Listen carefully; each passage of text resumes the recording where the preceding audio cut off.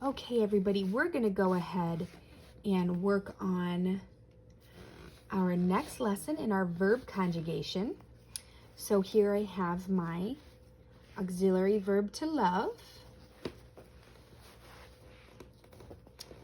Inside that envelope is the infinitive to love. We'll talk about those things on another day. And then the active voice. And inside of my active voice are all of my little card packets. So I took out the ones we needed.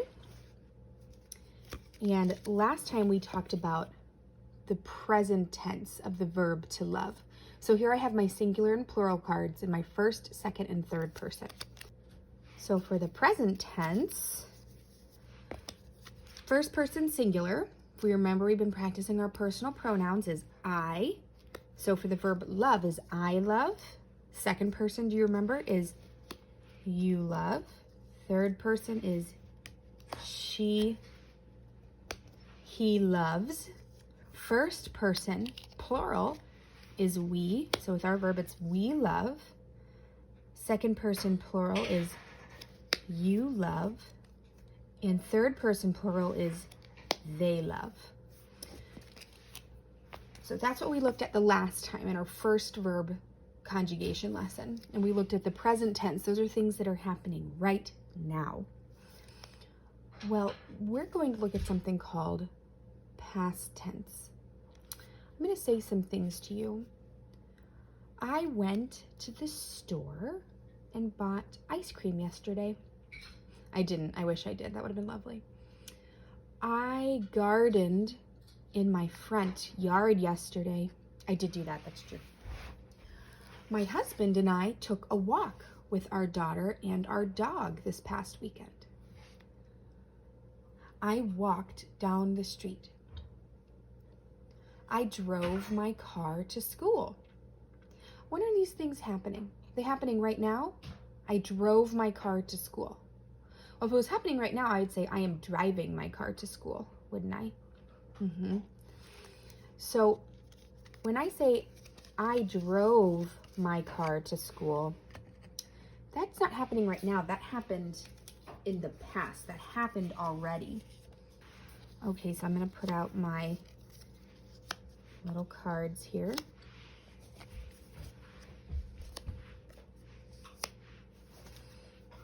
Okay, so if I had first person, singular is I, but this is happening in the past tense. So it would be I loved taking that walk.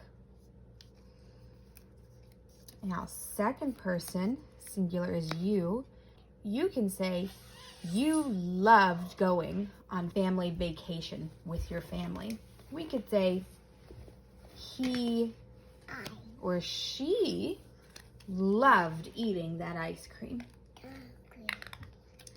Now, if it was all of us, if it was first person plural, we'd say we loved that movie. If it was second person plural, we would say you loved eating that hamburger.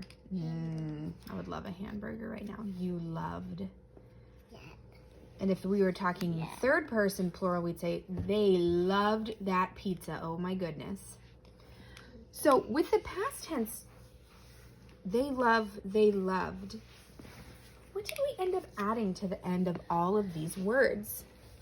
An ED. Loved. So let's go ahead and try another verb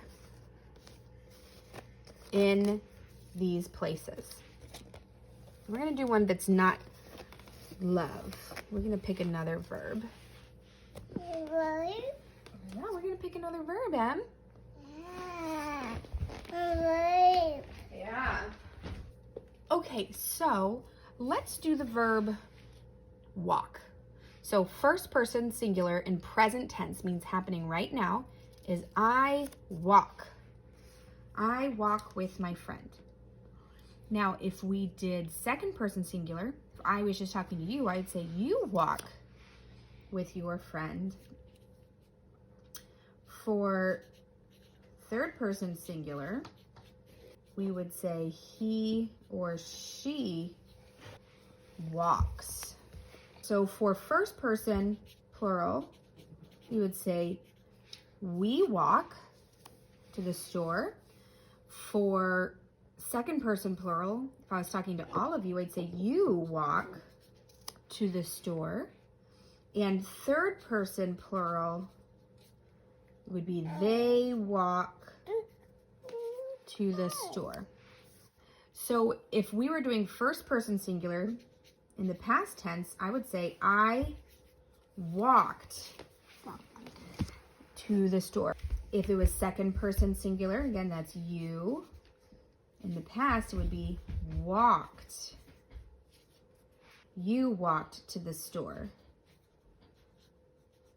For third person singular, it would be he or she walked to the store.